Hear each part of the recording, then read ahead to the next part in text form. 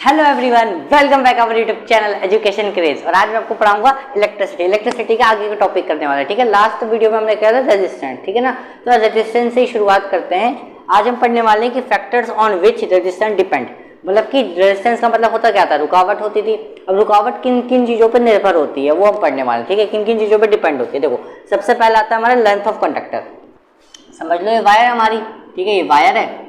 अब इस वायर की जितनी लंबाई में करूंगा, मतलब कि जितनी लंबाई अगर बढ़ाऊंगा तो रेजिस्टेंस मेरा बढ़ जाएगा। ठीक है, अगर मैं इस वायर की लेंथ थोड़ी कम रखूंगा तो मेरा रेजिस्टेंस भी कम होगा। ठीक है ना, तो इसको मैं कर लेता हूँ इक्वेशन नंबर फर्स्ट मान लेता हूँ। ठीक है ना, अभी बताता हूँ मैंने क्यों किया ऐसा। देखो, अब सेकंड क्या होता है, एरिया ऑफ कंडक्टर। एरिया क्या होता है कि जितनी भी जगह उसने घेर रखी हो वायर ने, ठीक है, मानो उसने इतनी जगह घेर रखी है वायर ने, तो अब उसका एरिया अगर मैं बड़ा करूंगा तो मेरा रेजिस्टेंस घट जाएगा। ठीक है ना, और अगर एरिया को मैं जैसे बहुत कम कर दूंगा तो मेरा रेजिस्टेंस क्या होगा, बढ़ जाएगा। ठीक है ना, इन्वर्सली होता है, अगर ये घटाएंगे तो ये बढ़ेगा, अगर इसको बढ़ाएंगे तो ये घटेगा। ठीक है ना, अपोजिट होता है ये। और ये यहाँ पे मतलब अगर इसको बढ़ाएंगे तो ये भी बढ़ेगा, इसको घटाएंगे तो ये भी घटेगा, डायरेक्टली प्रोपोर्शनल, ये इन्वर्सली प्रोपोर्शनल। ठीक है, ये हो गया इक्वेशन नंबर सेकंड। अब यहाँ पे करते क्या है, मैं क्या करता हूँ, इक्वेशन फर्स्ट एंड सेकंड को मैं क्या करता हूँ, कंपेयर करते हो। तो कंपेयर करेंगे तो क्या होगा भाई, रेजिस्टेंस जो हो जाएगा वो लेंथ अपॉन ए आ जाएगा। सिंपल सी बात है, दोनों को इक्वेट किया तो एल अपॉन ए आ गया। ठीक है ना, एल अपॉन में ए आ गया, लेंथ अपॉन में एरिया आ गया। ठीक है, अब सबको पता है कि डायरेक्टली प्रोपोर्शनल का साइन अगर आप हटाएंगे, डायरेक्टली प्रोपोर्शनल साइन का जब भी हम हटाते तो एक कांस्टेंट लग जाता है। तो यहाँ पे जो कांस्टेंट है वो आ जाता है रेजिस्टिविटी।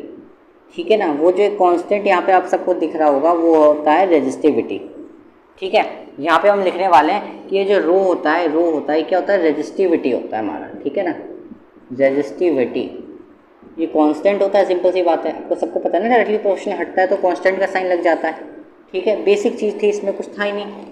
ठीक है, अब इसके हम नेक्स्ट टॉपिक हमारा रेजिस्टिविटी है। नेक्स्ट टॉपिक हमारा रेजिस्टिविटी। अब इसके बारे में पढ़ने वाले कि रेजिस्टिविटी आखिर होता क्या है। ये हमने पढ़ लिया रेजिस्टेंस, अब पढ़ने वाले रेजिस्टिविटी।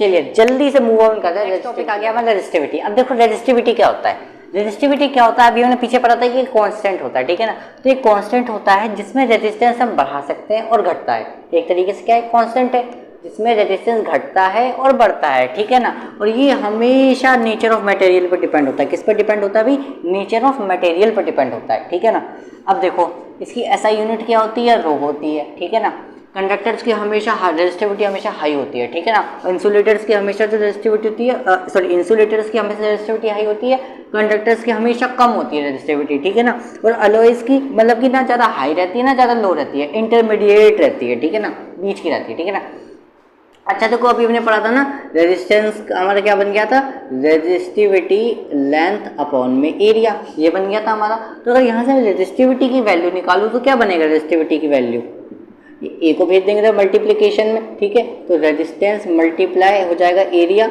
और ये जो लेंथ है क्या आ जाएगा हमारा, डिवाइड में आ जाएगा। ठीक है, तो यहाँ से हमें रेजिस्टिविटी का एक फॉर्मूला पता चल गया। ठीक है ना, ये क्या है हमारा एक फॉर्मूला ही तो है, ये हमारा पता चल गया क्या है, फॉर्मूला।